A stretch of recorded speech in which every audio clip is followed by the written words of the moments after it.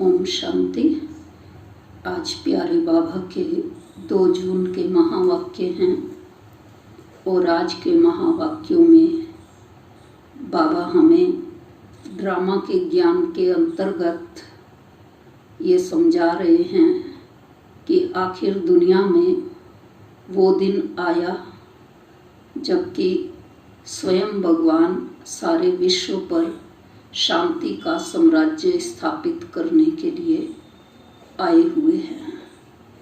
बाबा ने कहा, ड्रामा के अंदर तुम बच्चों को ये मालूम है कि अब सुख शांति की दुनिया आई कि आई, सतयुगी सुख की दुनिया आई कि आई। ये 100% सर्टेन है कि आने वाली दुनिया सुख शांति की दुनिया होगी ही होगी। इसके साथ साथ बाबा आज हम बच्चों को याद में भी विशेष ध्यान खिंचवा रहे हैं कि बच्चे ज़रूरी नहीं कि बैठ करके ही सिर्फ याद करो बाप को, लेकिन चलते फिरते उठते बैठते हर समय बाप को याद कर सकते हो। ऊपर छत में जाकर खुले में भी बाबा को याद कर सकते हैं, सड़क पर चलते हुए भी याद कर सकते हैं। बाबा की याद में कितने माइल तक पैदल चलते हुए भी हम चले जाएंगे। इतना याद का बल आज बाबा हमको सिखा रहे हैं, समझा रहे हैं, जिस याद से हमारे जन्म जन्मांतर के विकर्म समाप्त हो जाते हैं, जिस याद से हमें अनंत खुशी की प्राप्ति होती है। कल भी बाबा ने कहा खुशी के विषय में और आज भी बाबा समझा रहे कि जितना बाप की याद में रहेंगे खुशी हमारी बढ़ती जाएगी। तो आज की मुरली का सार है, मीठे बच्चे तुम सारे विश्व पर शांति का राज्य स्थापन करने वाले बाप के मददगार हो। अभी तुम्हारे सामने सुख शांति की दुनिया है। प्रश्न, बाप बच्चों को किस लिए पढ़ाते हैं? पढ़ाई का सार क्या है? उत्तर है, बाप अपने बच्चों को स्वर्ग का प्रिंस, विश्व का मालिक बनाने के लिए पढ़ाते हैं। बाप कहते हैं, बच्चे पढ़ाई का सार है दुनिया की सब बातों को छोड़ दो। ऐसे कभी नहीं समझो हमारे पास करोड़ है, लाख है, कुछ भी हाथ में नहीं आएगा। इसलिए अच्छी रीति पुरुषार्थ करो, पढ़ाई पर ध्यान दो। गीत है, आखिर वह दिन आया आज जिस दिन का रास्ता तकते थे। ओम शांति। बच्चों ने गीत सुना, आखिर विश्व पर शांति का समय आया। सब कहते हैं विश्व में कैसे शांति हो, फिर जो ठीक राय देते हैं उन्हों को इनाम देते हैं। नेहरू भी राय देते थे, शांति तो हुई नहीं, सिर्फ राय देकर गए। अभी तुम बच्चों की बुद्धि में है कि कोई समय सारे विश्व भर में सुख, शांति, संपत्ति आदि थी, वह अभी नहीं है, अब फिर होने वाली है। चक्र तो फिरेगा ना। यह तुम संगम युगी ब्राह्मणों की बुद्धि में है। तुम जानते हो भारत फिर सोने का बनना है। भारत को ही गोल्डन स्पैरो कहा जाता है। भले महिमा तो करते हैं, परंतु सिर्फ कहने मात्र। तुम तो अभी प्रैक्टिकल में पुरुषार्थ कर रहे हो, जानते हो, बाकी थोड़े रोज हैं। तो यह सब नर्क के दुख की बातें भूल जाती हैं। तुम्हारी बुद्धि में अब सुख की दुनिया सामने खड़ी है। जैसे आगे विलायत से आते थे तो समझते थे कि अभी बाकी थोड़ा समय है पहुंचने में, क्योंकि आगे विलायत से आने में बहुत टाइम लगता था। अभी तो एरोप्लेन में जल्दी पहुंच जाते हैं। अभी तुम बच्चों की बुद्धि में है कि अब हमारे सुख के दिन आने हैं, जिसके लिए पुरुषार्थ कर रहे हैं। बाबा ने पुरुषार्थ भी बहुत सहज बताया है। ड्रामा अनुसार कल्प पहले माफिक यह सर्टेन है।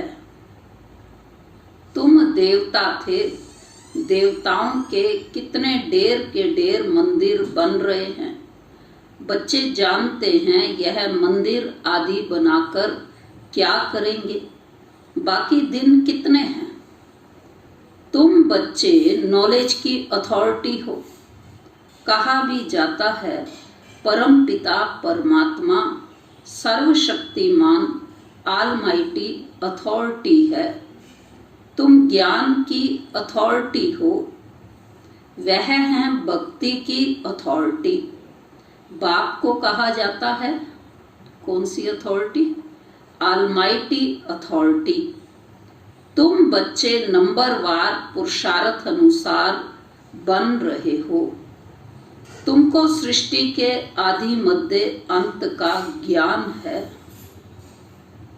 जानते हो हम पुरुषार्थ कर रहे हैं बाप से वर्षा पाने का। जो भक्ति की अथॉरिटी हैं वो सबको भक्ति ही सुनाते हैं। तुम ज्ञान की अथॉरिटी हो तो क्या सुनाएंगे हम सबको? ज्ञान ही सुनाते हो। सतयुग में भक्ति होती ही नहीं, पुजारी एक भी होता नहीं, पूज्य ही पूज्य हैं। आधा कल्प है पूज्य, आधा कल्प है पुजारी। भारतवासियों के लिए ही है। पूज्य थे तो स्वर्ग था, अभी भारत पुजारी नरक है। तुम बच्चे अब प्रैक्टिकल लाइफ बना रहे हो। नंबरवार पुरुषार्थ अनुसार सबको समझाते रहते हो और वृद्धि को पाते रहते हो। ड्रामा में पहले से ही नूंद है।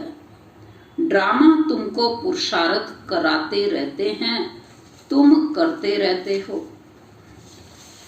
जानते हो ड्रामा में हमारा अविनाशी पार्ट है।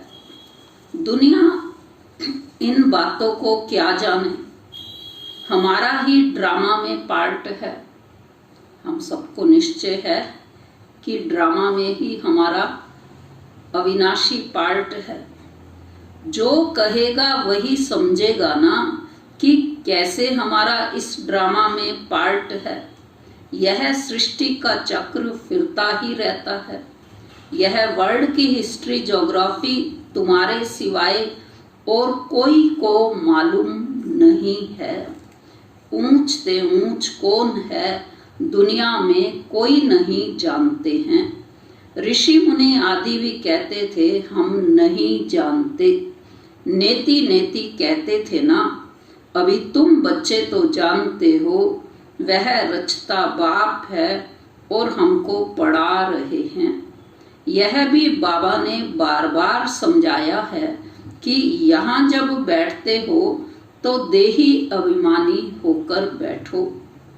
एक बाप ही राजयोग सिखाते हैं और वर्ल्ड की हिस्ट्री ज्योग्राफी समझाते हैं।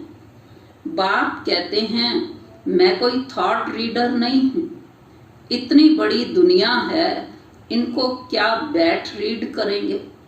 हम सुनते आए भक्ति मार्ग में कहते कि भगवान तो हमारे मन की बातें जानता है, लेकिन बाबा जवाब दे रहे कि बच्चे मैं कोई थॉट रीडर नहीं हूँ, इतनी बड़ी दुनिया है, इनको क्या बैठ रीड करेंगे।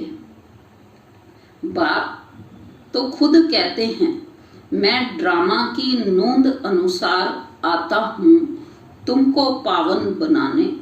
ड्रामा में मेरा जो पार्ट है वही बजाने आता हूँ। बाकी मैं कोई थॉट रीड नहीं करता हूँ, बतलाता हूँ कि मेरा क्या पार्ट है और तुम क्या पार्ट बजा रहे हो। तुम यह नॉलेज सीख कर दूसरों को सिखला रहे हो। मेरा पार्ट है पतितों को पावन बनाना। यह भी तुम बच्चे जानते हो। तुम तिथि तारीख आदि सब जानते हो, दुनिया में कोई थोड़े ही जानते हैं। तुमको बाप सिखला रहे हैं। फिर जब यह चक्र पूरा करेंगे तब फिर बाबा आएंगे। उस समय जो सीन चली वह फिर कल्प बाद चलेगी। एक सेकंड ना मिले दूसरे से, यह नाटक फिरता रहता है। तुम बच्चों को बेहद के नाटक का पता है, फिर भी तुम घड़ी घड़ी भूल जाते हो। बाबा कहते हैं तुम सिर्फ याद करो। कौन सी बात? कि हमारा बाबा बाबा है, वही टीचर है, गुरु है।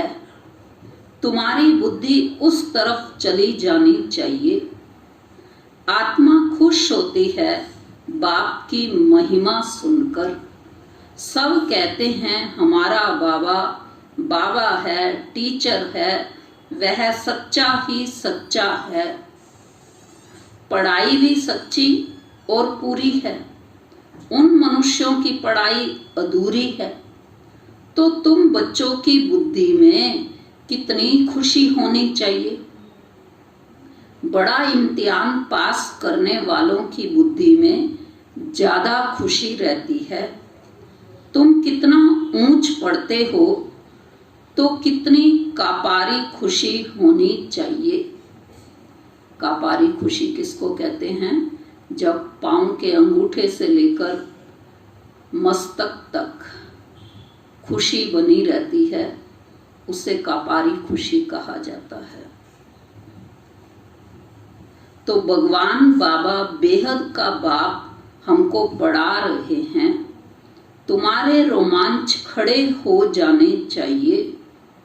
वही एपिसोड रिपीट हो रहा है, सिवाय तुम्हारे किसको पता नहीं है। कल्प की आयु ही बढ़ा दी है। तुम्हारी बुद्धि में अब 5000 वर्ष की सारी स्टोरी चक्कर खाती रहती है। जिसको ही 5000 वर्ष के समय चक्र को याद करना, घटनाओं को याद करना, अपने पार्ट को याद करना, इसको क्या कहा जाता है? स्वदर्शन चक्र घुमाना। तो इसलिए बाबा कह रहे हैं कि जिसको ही स्वदर्शन चक्र कहा जाता है। बच्चे कहते हैं बाबा तूफान बहुत आते हैं, हम भूल जाते हैं। बाबा कहते हैं तुम किसको भूल जाते हो? बाप जो हमको डबल सिरताज विश्व का मालिक बनाते हैं, उनको तुम कैसे भूलते हो? बाबा को बड़ा आश्चर्य लग रहा है बच्चों पर। दूसरे किसको नहीं भूलते हो? स्त्री, बाल बच्चे, चाचा, मामा, मित्र, संबंधी आदि सब याद हैं।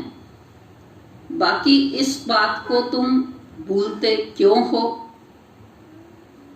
तुम्हारी युद्ध इस याद में है, जितना हो सके याद करना है। बच्चों को अपनी उन्नति के लिए सवेरे सवेरे उठ बाप की याद में सैर करनी है। तुम छतों पर व बाहर ठंडी हवा में चले जाओ, यहाँ ही आकर बैठना कोई जरूरी नहीं है। बाहर भी जा सकते हो। सवेरे के टाइम कोई डर आदि की बात नहीं रहती है। बाहर में जाकर पैदल करो। आपस में यही बातें करते रहो कि देखें कौन बाबा को ज्यादा याद करते हैं।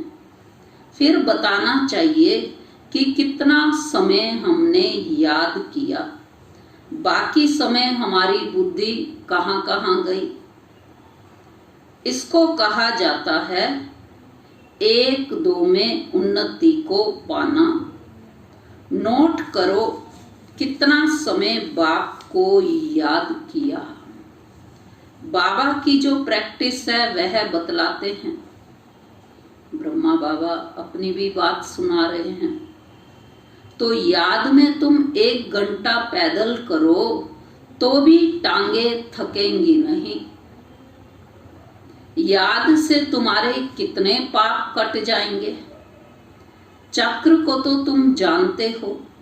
रात दिन तुमको अब यही बुद्धि में है कि हम अभी घर जाते हैं। पुरुषार्थ करते हो। कलयुगी मनुष्यों को जरा भी पता नहीं है मुक्ति के लिए कितनी भक्ति करते रहते हैं। अनेक मतें हैं, तुम ब्राह्मणों की है ही एक मत। जो ब्राह्मण बनते हैं उन सबकी है श्रीमत। तुम बाप की श्रीमत से देवता बनते हो। देवताओं की कोई श्रीमत नहीं है। श्रीमत अभी ही तुम ब्राह्मणों को मिलती है। भगवान है ही निराकार जो तुमको राजयोग सिखलाते हैं, जिससे तुम अपना राज्य भाग्य ले कितना ऊंच विश्व का मालिक बनते हो। भक्ति मार्ग के वेद शास्त्र आदि कितने ढेर के ढेर हैं, परंतु काम की सिर्फ एक गीता ही है। क्यों कहा बाबा ने गीता के लिए? क्योंकि गीता में ही ये बात आती है कि भगवान राजयोग सिखाते हैं। तो इसलिए बाबा समझा रहे हैं भगवान आकर राजयोग सिखलाते हैं, उनको ही गीता कहा जाता है। अभी तुम बाप से पढ़ते हो, जिससे स्वर्ग का राज्य पाते हो। जिसने पढ़ा उसने लिया। ड्रामा में पार्ट है ना। ज्ञान सुनाने वाला ज्ञान सागर एक ही बाप है। वह ड्रामा प्लान अनुसार कलयुग के अंत सतयुग के आदि के संगम पर ही आते हैं। कोई भी बात में मूंझो नहीं। बाप इसमें आकर पढ़ाते हैं और कोई भी पढ़ा ना सके। क्योंकि भक्ति मार्ग के अंदर हम सुनते आए थे कि भगवान 24 अवतार लेते हैं, युगे युगे आते हैं। लेकिन आज यहाँ बाबा समझा रहे कि ड्रामा में मेरा सिर्फ एक ही बार आने का पार्ट है। एक ही बार मैं कलयुग के अंत और सतयुग के आदि में संगम युग पर आता हूँ। बाप इसमें आकर पढ़ाते हैं और कोई भी पढ़ा ना सके। तो यह अर्थात दादा भी आगे कोई से पढ़ा हुआ होता तो और भी बहुत उनसे पढ़े हुए होते। क्योंकि कई समझते हैं कि ये दादा लेखराज का अपना कोई गुरु के द्वारा दिया हुआ ज्ञान है। तो बाबा समझा रहे हैं कि अगर गुरु का ज्ञान होता तो और शिष्यों को भी होता, लेकिन स्वयं परमात्मा सुना रहे हैं। ये बात समझने की है। तो बाप तो कहते हैं इन गुरुओं आदि सबका उद्धार करने मैं आता हूँ। अभी तुम बच्चों की एम ऑब्जेक्ट सामने खड़ी है। हम यह बनते हैं, यह है ही नर से नारायण बनने की सत्य कथा।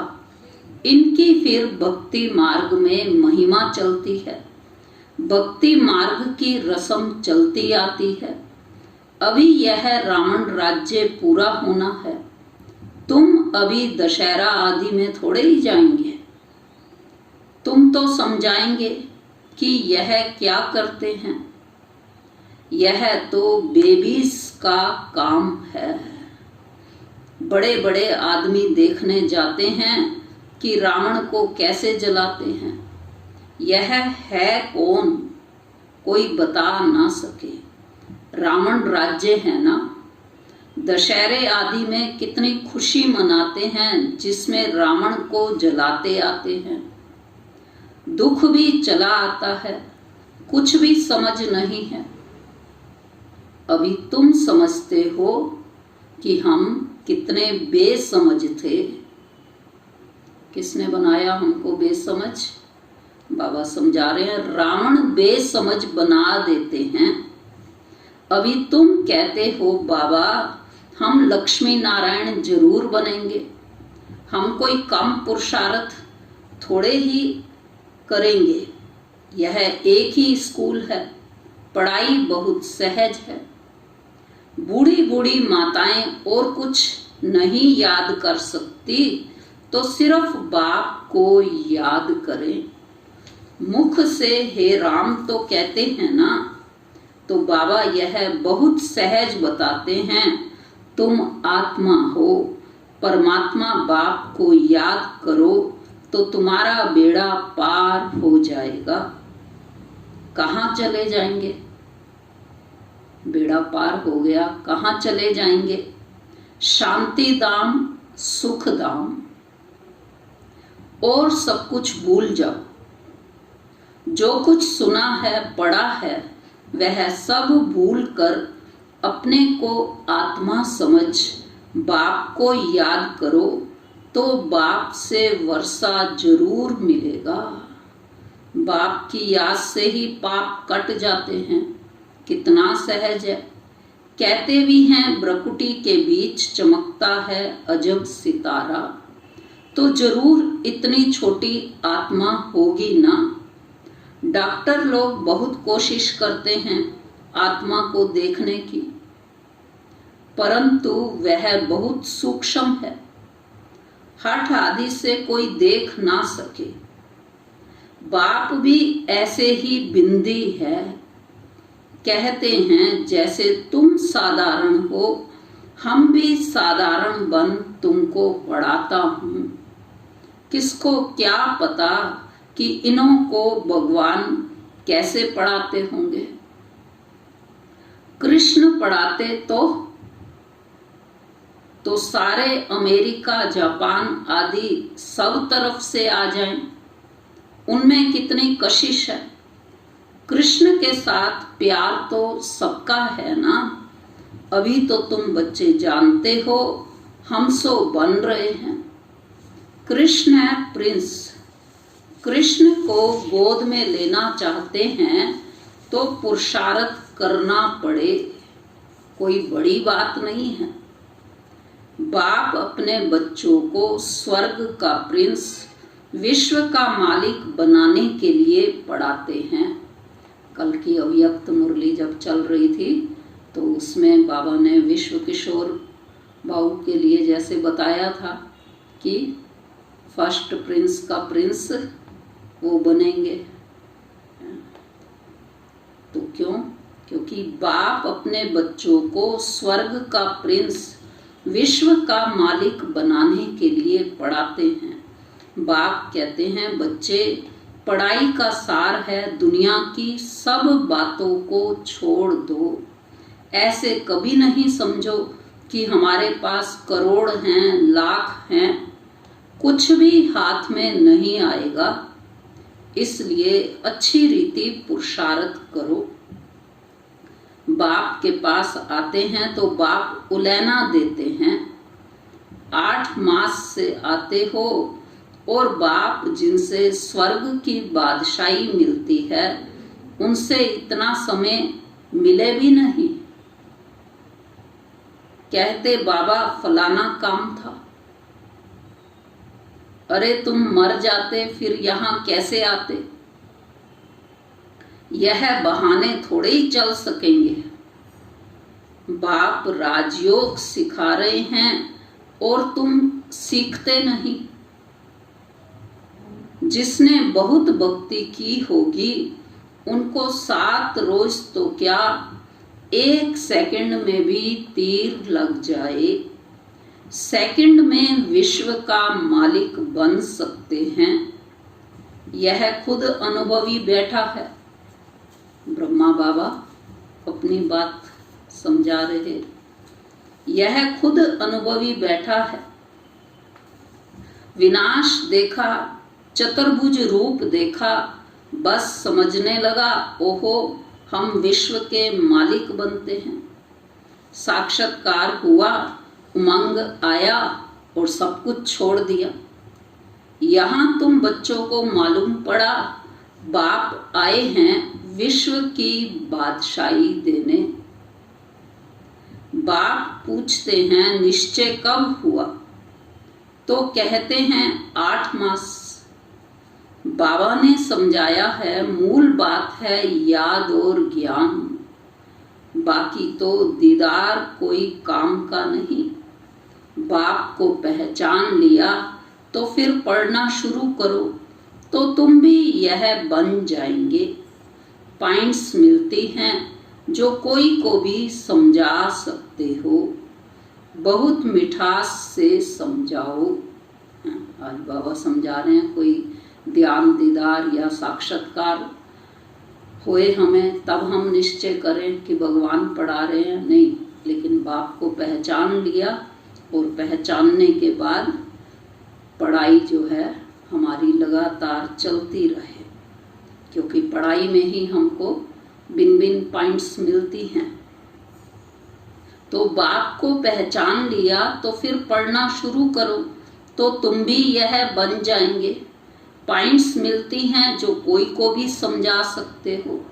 बहुत मिठास से समझाओ।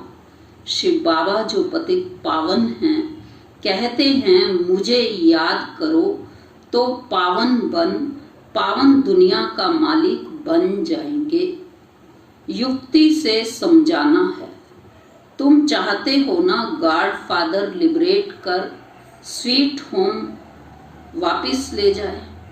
अच्छा अब तुम्हारे ऊपर जो कट अर्थात जंक चढ़ी हुई है उसके लिए बाप कहते हैं मुझे याद करो।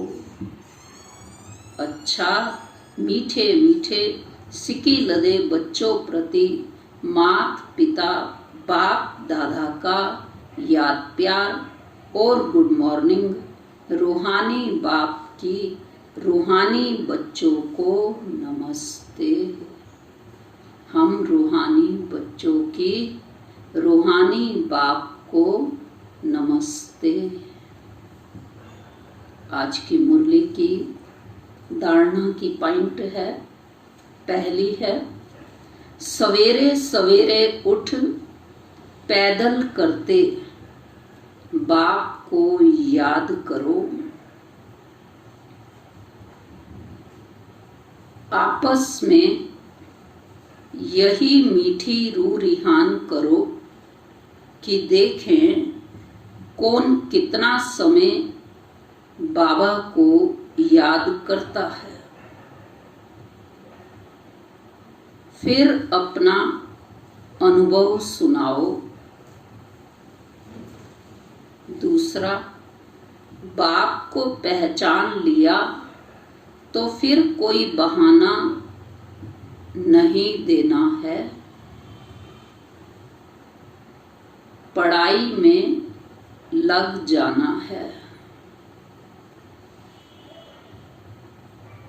मुरली कभी मिस नहीं करनी है। आज की मुरली का वरदान है, रियलिटी द्वारा हर कर्म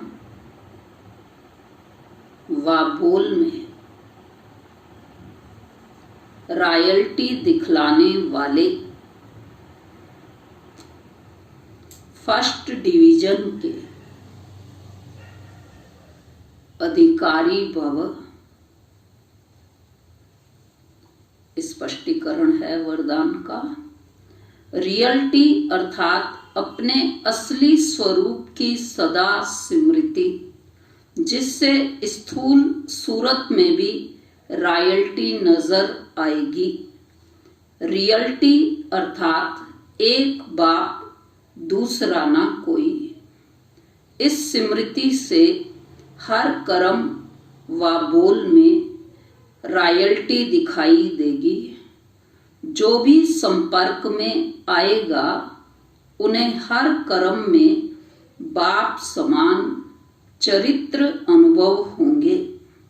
हर बोल में बाप के समान अथॉरिटी और प्राप्ति की अनुभूति होगी। उनका संग रियल होने के कारण पारस का काम करेगा। ऐसी रियलिटी वाली रॉयल आत्माएं ही फर्स्ट डिवीजन के अधिकारी बनती हैं। आज का स्लोगन है, श्रेष्ठ कर्मों का खाता बढ़ाओ तो विकर्मों का खाता समाप्त हो जाएगा। अच्छा, ओम शांति।